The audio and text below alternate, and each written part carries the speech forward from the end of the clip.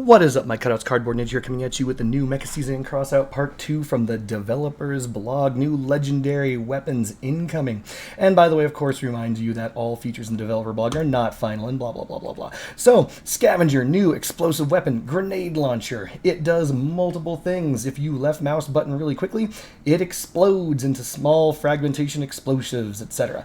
But if you hold down the firing button, it will launch a solid slug projectile, which will not shatter on impact, but it will explode.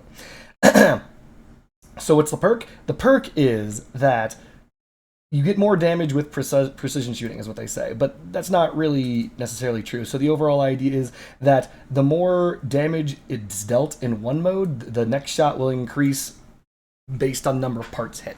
Okay? So think of it kind of like this. If you hit someone and you hit 20 parts, that will increase the damage of your next shot more than if you hit someone and you hit, like, I don't know, just their cabin for one part. That's the idea. That's the perk.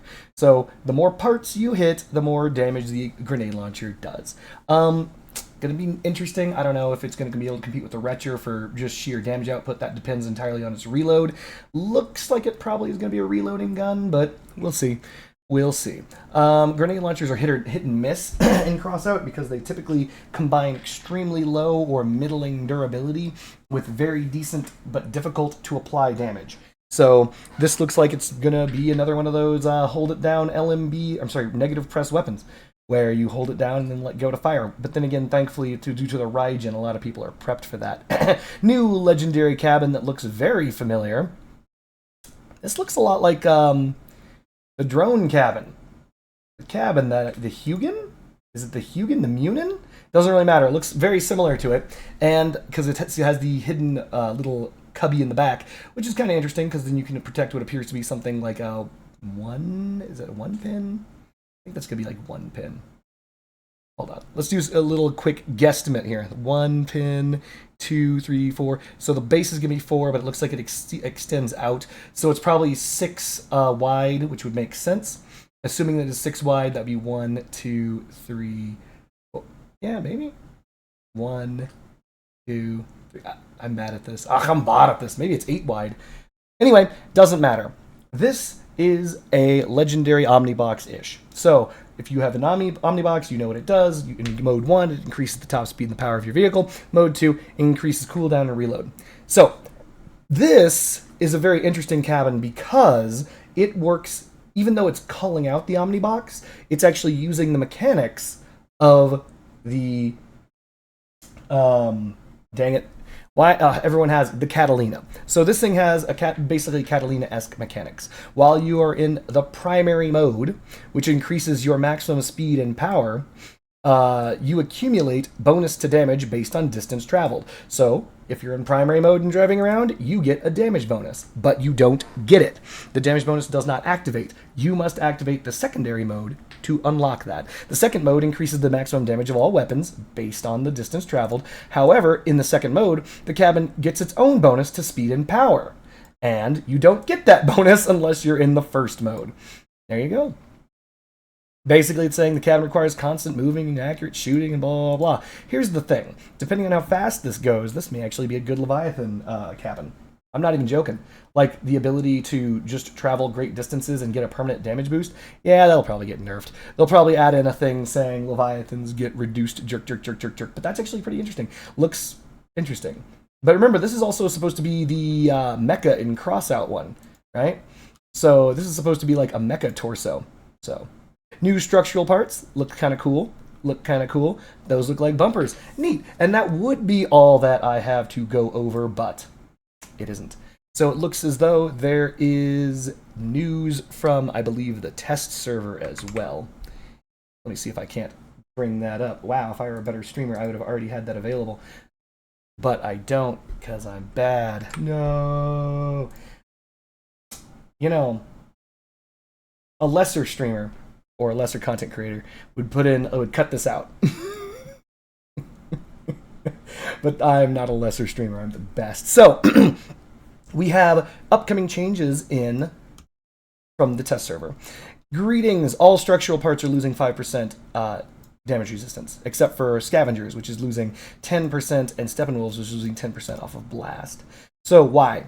The very long story short is when they implemented this percentage damage reduction. And by the way, for those of us who don't know, I have a video on resistance versus protection. Go watch it. They didn't really think about it. I know that doesn't make sense because they probably did think about it, but they didn't. Because the idea is that this creates an ablative effect on damage that goes through your build. Because each part, as damage propagates through your build, applies its damage resistance to the damage that goes through. So it actually makes it very difficult now, ever since the release of this damage resistance mechanic, even with these low numbers, to actually penetrate people's builds. This was very difficult and very punishing for the Scorpion, because if you hit a Hyperborea part right now, you lose 35% of your Scorpion damage immediately. And it passes on the damage at 35% reduced. Period. So it means that hitting things with high bullet resistance stops Scorpions dead. It's one of the reasons why Scorpions have been in a very bad spot. This is all actually a stealth buff to Scorpions and other sniper weapons that need to get deep and hit those hard-to-reach back teeth. Meat Grinder, there, in addition to the previously announced changes, the power penalty is being reduced and there's going to be more traction. Draco, huge nerf. Fire rate reduced by 6.6% and overheating speed reduced by 4.3%. And they say as a result, the time to overheat is increased by 12%. It means you're going to be able to shoot 12% longer. But what they did not math out for you was the DPS decrease. The DPS decrease is, well, 6.6% less. That's just flat out because the fact that you're dealing 6.6% less ticks of damage. This is the second nerf in a row to Dracos. But speaking of nerfs, Lupara, Sledgehammer, Mace, Thunderbolt, Hammerfall, Breaker, Gravistar, nerf. This one's big. Not gonna lie. Optimum range reduced by 25%. This means that the range at which you deal maximum damage is reduced by 25%.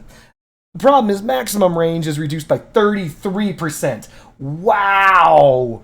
That is such a kick to the nuts of all of these shotguns. That is insane.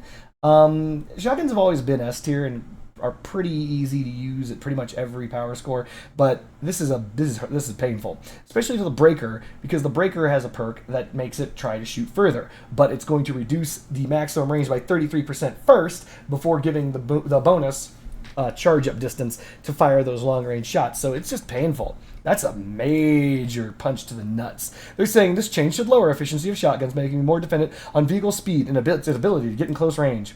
This is a huge punch to the nuts. They're probably doing this-ish to try and kind of affect shotgun bricks, but this hurts everyone. It hurts everyone who uses shotguns.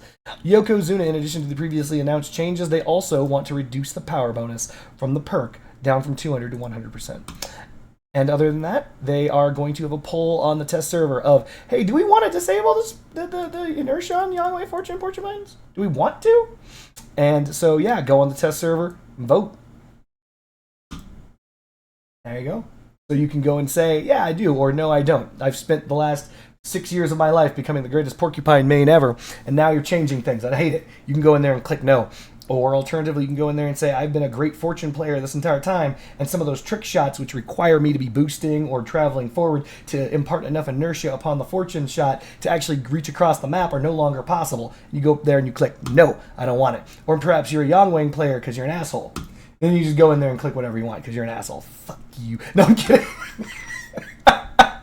But yeah, no, there are advantages and disadvantages. So hippity hop, hippity skippity your ass onto the test server and test your porcupines, test your fortunes, test your Yangwangs. See if it works. See what you like, because they're doing it based off of your vote for once. So go and vote.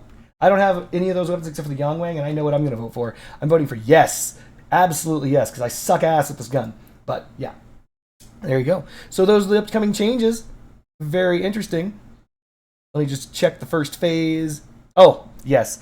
The first phase has the Tempest changes, the Ram damage change to the Carapace, change to the Clarinet Toe, Elephant, and so on and so forth. I made a video on this, so you can go back and easily watch it as a nerf to Itachi, which makes it impossible to use, and so on and so forth. So feel free to go back through that and combine those patch notes with these patch notes from the test server, which I believe is live right now.